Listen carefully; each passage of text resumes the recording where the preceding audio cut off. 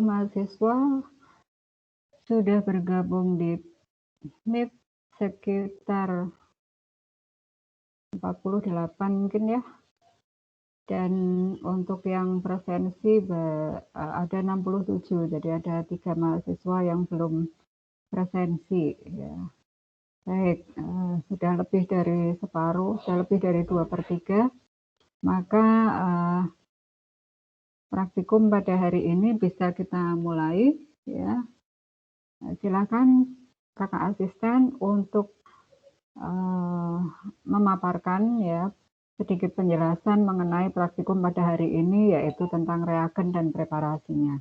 Di mana reagen ini suatu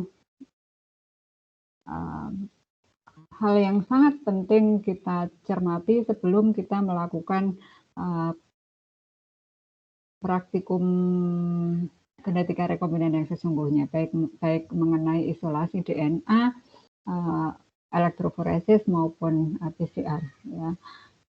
Ketidaktepatan dalam preparasi reagen akan menyebabkan ketidakberhasilan percobaan kalian untuk tahap-tahap selanjutnya.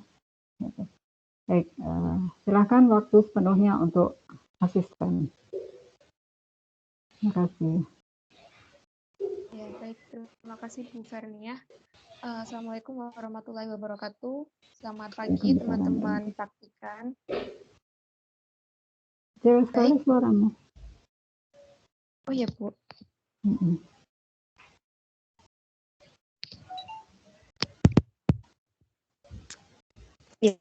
Ya. Sudah. Ya, jelas. Ya, jelas. Ya, baik. Ya. Nah, untuk teman-teman, hari ini kita ke acara 2 ya, tentang reagen dan preparasinya, di mana di sini nanti akan dijelaskan mengenai beberapa reagen, terutama yang kita gunakan saat isolasi DNA, kemudian PCR seperti itu, dan kemudian bagaimana cara preparasinya, kemudian juga pengenceran dan sebagainya. Oke, langsung aja ya kepada teman-teman asisten, silahkan.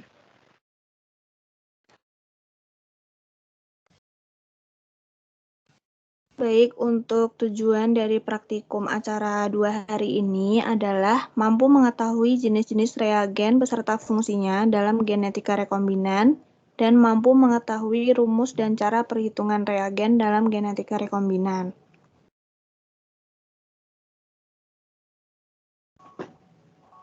Next.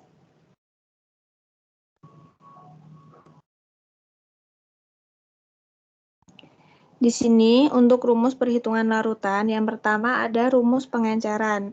Pengenceran sendiri prinsipnya itu hanya menambahkan pelarut saja. Jadi jumlah mol zat terlarutnya sebelum pengenceran sama dengan jumlah mol zat terlarut sesudah pengenceran. Yaitu rumusnya V1 dikali M1 sama dengan V2 dikali M2. Untuk V1 adalah volume awal atau volume larutan yang akan diencerkan. M1 adalah konsentrasi zat mula-mula atau konsentrasi larutan yang akan diencerkan. Kemudian untuk V2 adalah volume setelah pengenceran atau volume larutan hasil pengenceran, dan M2 adalah konsentrasi setelah pengenceran. Yang perlu diingat lagi adalah rumus molaritas dan molalitas. Di sini molaritas itu adalah banyaknya mol zat terlarut dalam 1000 ml larutan. Untuk rumusnya adalah molaritas sama dengan gram zat terlarut dibagi mr dikali 1000 dibagi mililiter larutan yang dicari. Sedangkan molalitas adalah gram dibagi mm atau massa molar zat dikali 1000 per P. P ini adalah massa zat pelarutnya. Next. Nah, selanjutnya masuk ke reagen kit. Reagen kit sendiri yaitu suatu zat yang digunakan untuk mendeteksi, mengukur, atau memeriksa zat lain, atau mengubahnya dengan menyebabkan suatu reaksi. Reagen kit sendiri digunakan untuk melakukan uji laboratorium, khususnya untuk ekstraksi pada saat PCR atau isolasi DNA. Next. Selanjutnya ada macam-macam reagen yang digunakan, yaitu yang pertama ada EDTA 0,5 m atau etilen diamin tetraacetit. Bahan yang digunakan yaitu Na2 EDTA 2H2O dengan berat molekul 372 gram per mol sebanyak 186,1 gram.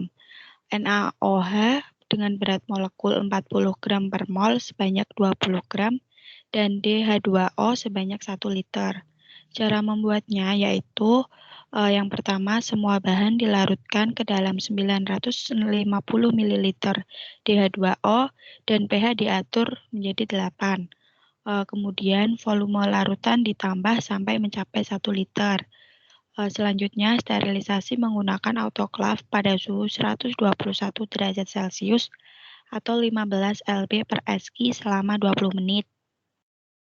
Fungsi EDTA dalam isolasi DNA sendiri yaitu yang pertama, menginaktifkan enzim DNase yang dapat merusak DNA. Dan yang kedua, menghancurkan sel dengan menghilangkan ion magnesium pada membran sel. Next. Yang kedua ada HCl1N atau hidroklorid asid. Bahan yang digunakan yaitu HCl standar 36% sebanyak 8,6 ml dan DH2O steril sebanyak 91,4 liter. Cara membuatnya yaitu mencampurkan seluruh bahan yang digunakan dengan memasukkan asam pada air. Pembuatan HCl 0,1N dari stok 1N yaitu dengan cara menyampurkan 10 ml stok 1N HCl ke dalam 90 ml aqua steril. Next. Yang ketiga ada NaCl5m atau sodium klorid. Fungsi NaCl dalam isolasi DNA sendiri yaitu untuk meminimalkan daya ikatan antara DNA dan protein dengan merusak keseimbangan muatan negatif dan positif antara keduanya. Dengan demikian DNA akan lebih mudah untuk dipisahkan. Untuk preparasinya sendiri yaitu larutkan 290 gram NaCl dalam 800 ml H2O. Sesuaikan volume menjadi 1 liter dengan H2O. Selanjutnya, sterilkan dengan autoklaf. Simpan larutan NaCl pada suhu kamar atau suhu ruangan. Next. Selanjutnya ada NaOH 10N atau sodium hidroksid. Fungsi NaOH yaitu untuk melisiskan sel dan menghilangkan atau melarutkan protein. Bahan yang digunakan yaitu NaOH dengan berat molekul 40 gram per mol sebanyak 400 gram dan DH2O 1 liter. Preparasinya yaitu NaOH dilarutkan ke dalam 900 ml air, kemudian diaduk secara merata. Setelah merata, ditambahkan air sampai volume menjadi 1 liter. Next.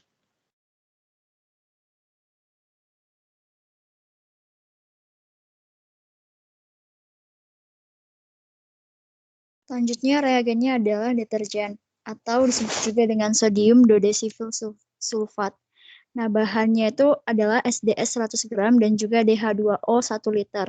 Cara membuatnya, pertama gunakan dulu 900 ml air, lalu dimasukkan ke dalam NaOH, kemudian diaduk secara merata. Setelah merata, lalu ditambahkan air sampai volumenya 1 liter.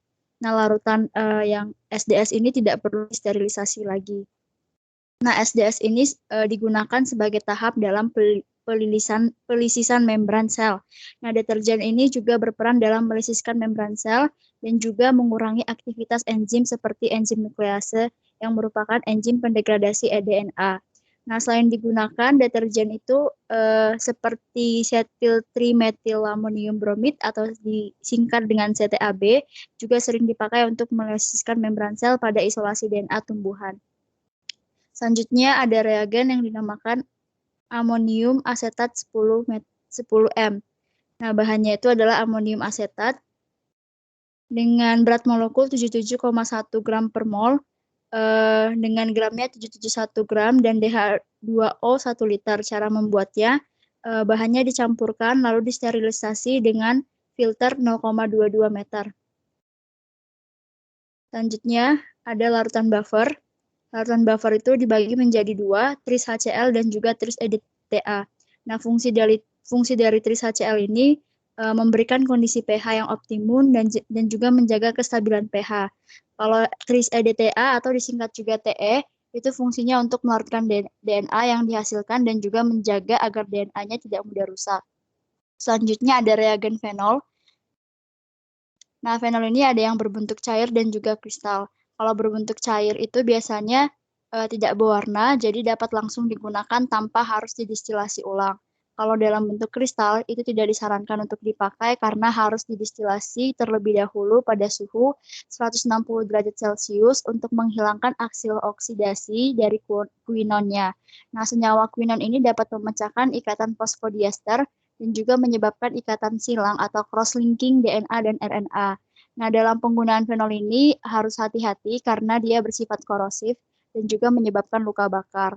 Sehingga dalam penggunaan fenol menggunakan sarung tangan dan juga jas laboratorium. Fungsi dari larutan fenol ini sendiri adalah sebagai pendenaturasi protein. Selanjutnya, ada reagen dengan perbandingan fenol banding kloroform dan juga perbandingan isoamil alkohol. Perbandingannya itu digunakan 25 banding 24 banding 21 banding 1. Nah, campuran dari ketiga reagen ini fungsinya untuk mendenaturasi protein dan menghilangkan senyawa-senyawa seperti lipid protein yang mengkontaminasi DNA.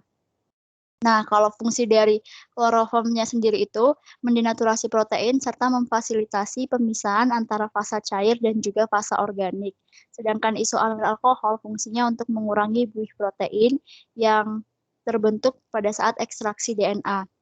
Nah, perbandingan dari larutan fenol kloroform dan juga isoamil alkohol ini disimpan di bawah larutan 100 ml tris HCl dengan pH 8 pada botol gelap dengan suhu 4 derajat Celcius selama lebih dari 1 bulan.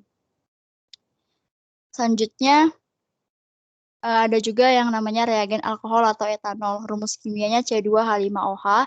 Fungsinya untuk mensterilisasi alat dan bahan, serta membentuk endapan atau terjadinya presipitasi.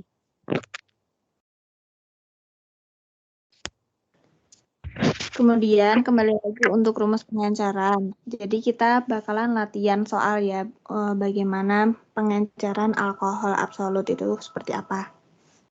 Di sini yang kita butuhkan adalah alkohol 70% sebanyak 100 ml dari alkohol 96%. Ini tinggal dimasukkan ke rumus. Yang kita cari adalah volume alkohol 96%-nya. Jadi, V1 dikali 96% sama dengan 100 ml dikali 70%. Itu menghasilkan V1 adalah 72,917 ml. Jadi, untuk membuat 100 ml alkohol 70% dibutuhkan 72,917 ml alkohol absolut dan 27,83 ml aquades. Untuk mencari aquadesnya ini berarti yang 100 ml tadi dikurangi hasil dari V1-nya. Next. Nah, kalau yang ini tentang pembuatan 500 ml larutan NaCl 0,1 m dengan MR 58,5. Perlu diingat yang rumus molaritas dan molalitas tadi, yang kita gunakan di sini adalah rumus molaritas. Tinggal dimasukkan ke dalam rumus ini. Untuk molaritasnya kan sudah diketahui, yaitu 0,1 m. Dan massa dari NaCl-nya ini yang akan kita cari. Jadi, G-nya ini masih kosong, MR-nya tinggal dimasukkan yaitu 58,5 dikali 1000 per mililiter. Mililiternya di sini yang dimasukkan adalah 500 mililiter. Yang kemudian didapatkan hasil, massa dari NaCl-nya adalah 2,925. Berarti kristal NaCl yang dibutuhkan untuk membuat NaCl 0,1 M sebanyak 500 ml adalah 2,925 gram. Seperti yang preparasi tadi yang sudah dijelaskan, berarti ini tinggal ditambah dengan 500 ml Aquades. Next. Ulang sebentar, ulang sedikit. Iya, Bu. Ditambah Aquadesnya berapa? Aquadesnya 500 ml. Aquades sampai 500 ml ya. Ya. Ya.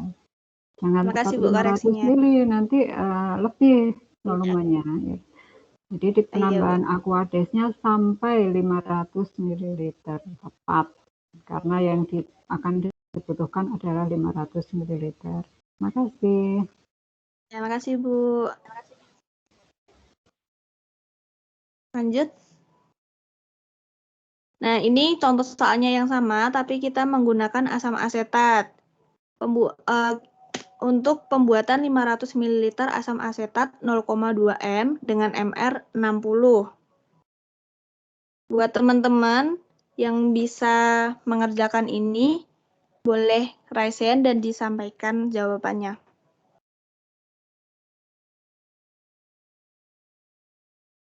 Masih dengan rumus molaritas yang tadi ya.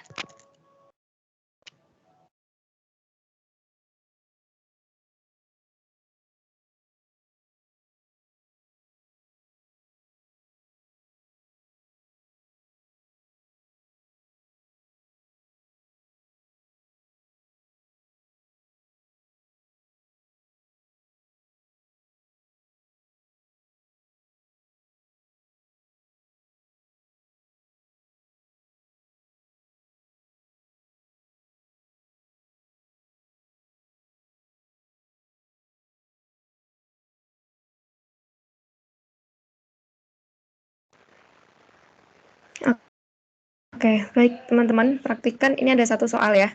Ini buat latihan aja. Putih jawab sekarang. Ada yang sudah menemukan jawabannya? Boleh raise hand?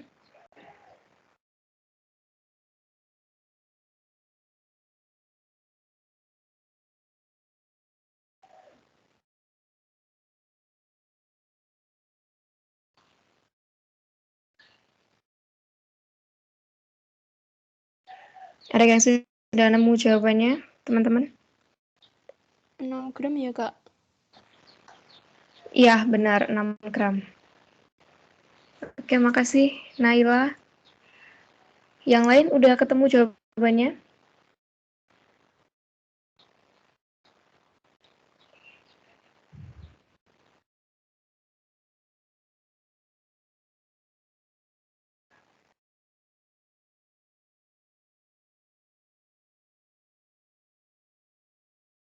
Halo, teman-teman praktikan yang lain. Iya, sudah. Apakah masih bingung? Oke. Oke, sip.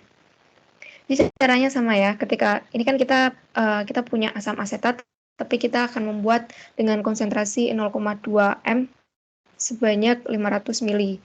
Nah, makanya kita cari dulu berapa gram asam asetat yang kita butuhkan kayak gitu ya. Rumusnya masih sama seperti yang dijelaskan sebelumnya dengan rumus molaritas, maka akan ketemu 6 gram asam asetat. Kemudian nanti ditambahkan dengan Aquades hingga 500 mili. Seperti itu ya, teman-teman. Nah, oke. Ini sudah dari pemapar materi, dari asisten sudah disampaikan semua. Mungkin dari teman-teman praktikan, jika ada yang ingin ditanyakan, dipersilahkan. Silahkan raise hand, teman-teman, kalau ada yang ingin ditanyakan.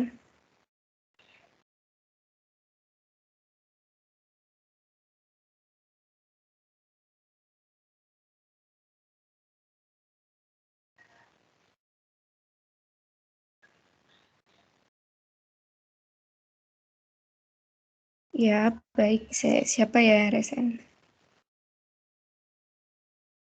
Oh, Hakoni, silahkan. Ya Kak, saya Hakoni izin bertanya. Tadi di panduan praktikum itu kan tertulis kalau terkena fenol tidak boleh dicuci dengan alkohol atau etanol. Itu dampaknya kayak gimana ya, Kak? Mungkin cuma informasi aja. Terima kasih, Kak.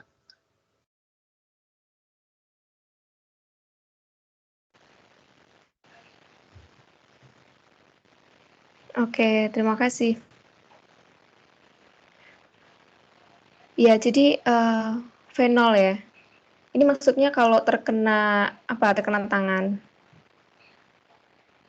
Ya, misalnya terkena tangan gitu. Mungkin kenapa tidak boleh dengan itu gitu? Karena kebanyakan kan orang membersihkan dengan etanol atau alkohol gitu.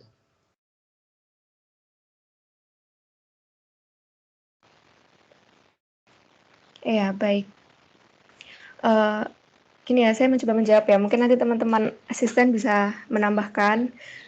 Jadi kan memang fenol ini dia sifatnya korosif ya. Jadi kalau kena kena tangan, kena bagian tubuh kita, itu kan dia bisa menyebabkan luka bakar seperti itu. Nah, jadi kalau misalnya kita kena fenol, ini kan misalnya ya, tapi biasanya kan kita harus pakai sarung tangan ya, pakai latex kayak gitu. Nah, misalnya kena tangan, ini kalau menurut saya itu lebih baik kita langsung cuci tangan kayak gitu ya. Jadi kalau ke alkohol, sebenarnya alkohol ini kan lebih ke nantinya untuk sterilisasi atau untuk aseptik kayak gitu ya. Tapi karena ini kita terkena dari larutan ini sehingga membahayakan. Jadi ini langsung cuci tangan seperti itu. Nah, mungkin dari teman-teman asisten apakah ada tambahan? Tambahannya dikit, kalau kena fenol ini biasanya kan kalau kena fenol ini kan seperti kena luka bakar gitu. Nah, sebaiknya yang digunakan itu adalah air mengalir. Jadi kalau kena fenol langsung aja ke air mengalir, tangannya diletakkan ke air mengalir. Kayak gitu. Jadi bukan alkohol. Alkohol itu kan fungsinya untuk sterilisasi. Jadi lebih baik air mengalir. Ya, baik. Terima kasih, Cindy. Begitu aku nih. Baik, Kak. Terima kasih untuk jawabannya. Mungkin saya mau nanya sedikit lagi. Mungkin yang saya maksudkan itu misalnya lukanya itu apakah jadi lebih parah atau bagaimana gitu, misalnya tidak mudah sembuh atau gitu, seperti itulah, Kak, kurang lebih. Terima kasih, Kak. Ya, baik. Bu Vernia, Bu, mungkin boleh ini Bu kalau mau menambahkan, Bu. Ya, baik. Jadi pertanyaan Zidan tadi ya, kenapa kok nggak boleh dicuci dengan alkohol ya? Fenol dan alkohol itu akhirannya sama-sama ol gitu ya. Jadi dia sama-sama memiliki kandungan alkohol juga gitu. Tetapi fenol itu jauh lebih kuat daripada alkohol maupun etanol. Ya. Sehingga kalau kalian terkena alkohol 70%, ya, itu tidak apa-apa karena alkohol 70% itu sifatnya justru untuk membersihkan, mencuci, untuk senyawa-senyawa yang tidak larut dalam air.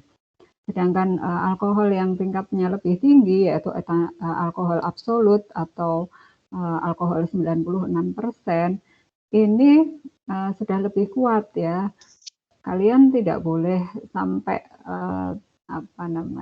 terminum gitu ya. Kalau terminum tenggorokanmu bisa terbakar, apalagi etanol, apalagi fenol gitu ya. Maka sesuatu yang terkena fenol jangan dibersihkan dengan alkohol, tidak akan ada gunanya, bahkan akan lebih parah ya. Nah, apa yang dilakukan, betul kata Cindy tadi, adalah pembersihan dengan air mengalir. Ya, sebisa mungkin langsung dikenai air mengalir. Nah, kalau yang terkena jas laboratorium saya, Bu, gimana ya? Kalau tidak segera kena air mengalir, biasanya dia terus lubang gitu ya, lubang dan sisi-sisinya tuh seperti terbakar gitu ya, karena dia korosif memang itu. Jadi hati-hati sekali kalau kalian bekerja dengan fenol ya. selalu gunakan sarung tangan, kemudian jangan sampai ada yang nyiprat, apalagi setelah pegang fenol kalian kucak-kucak mata ya, jangan sampai gitu. Itu ya Zidan, apalagi ya pertanyaanmu tadi? Pertanyaannya tadi cukup seperti itu, Ibu. Mungkin tadi cuma apa ya, pengen tahu soal dampaknya saja seperti itu. Gimana ulangi fenolnya? Tadi saya hanya bertanya mengenai semisal terkena tangan gitu, dampaknya itu seperti apa, terus kenapa tidak boleh menggunakan alkohol gitu kan? Oh, iya. Alkohol kan Ya. untuk Ya, membersihkan. kalau fenol kena tangan dampaknya seperti apa? Kalau fenol kena kain, ya, kena kain, kainmu bisa bolong. Nah, kalau kena tangan kira-kira seperti apa ya?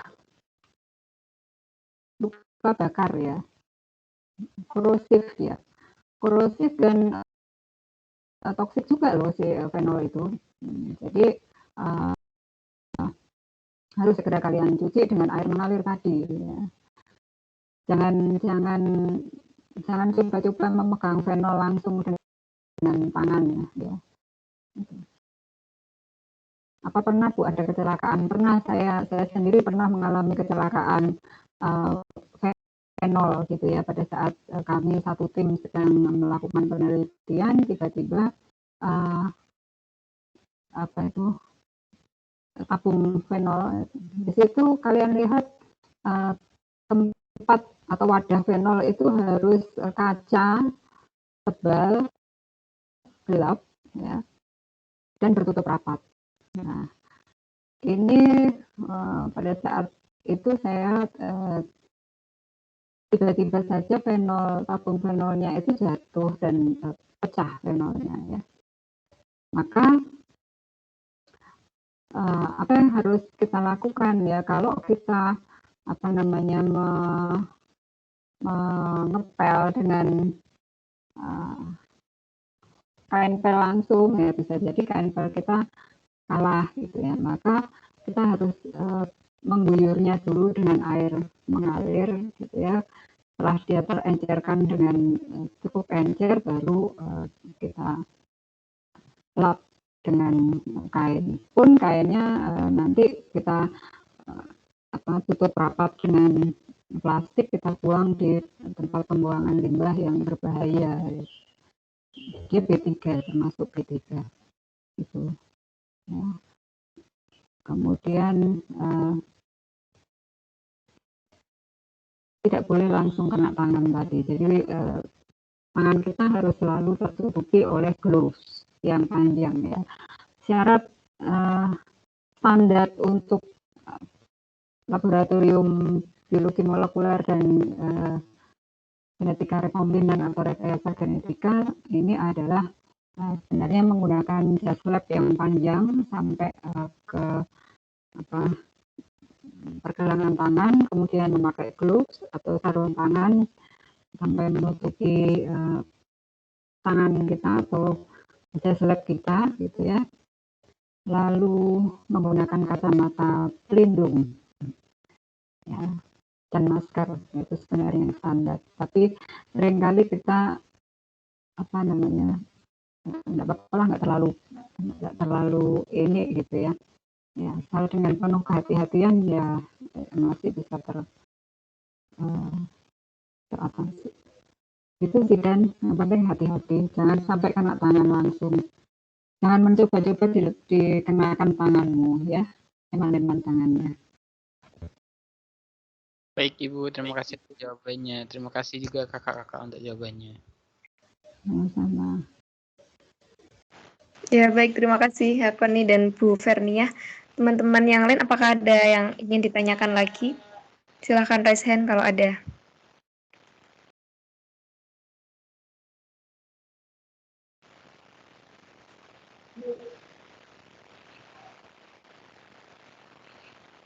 Apakah ada yang ingin tanyakan?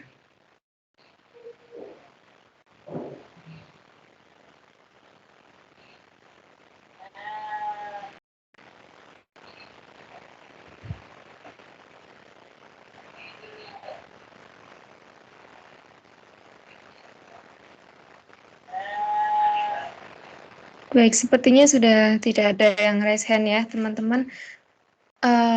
Dari Bu Vernia, apakah ada tambahan lagi, Bu? Sementara cukup kalau tidak ada pertanyaan.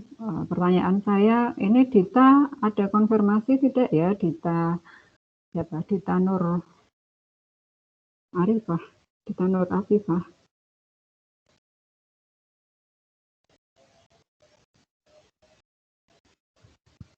Tidak ada di meet. Adakah ikut pretest kakak asisten untuk Dita?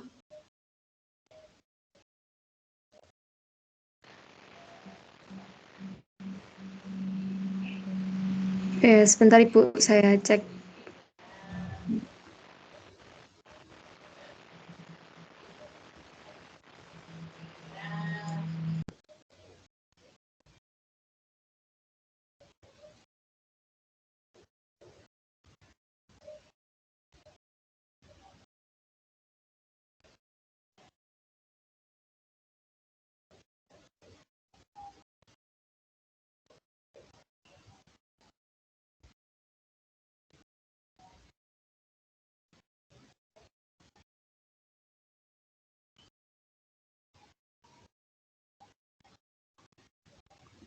Pesan saya untuk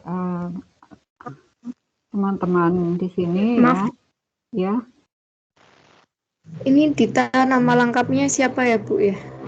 Dita Nur Afifah siapa? Dita Nur Afifah. Dita Nur Afifah. Tidak ada. Oke, baik. Ya. Pretest. Ya. Baik, terima kasih. Untuk teman-teman semua ya.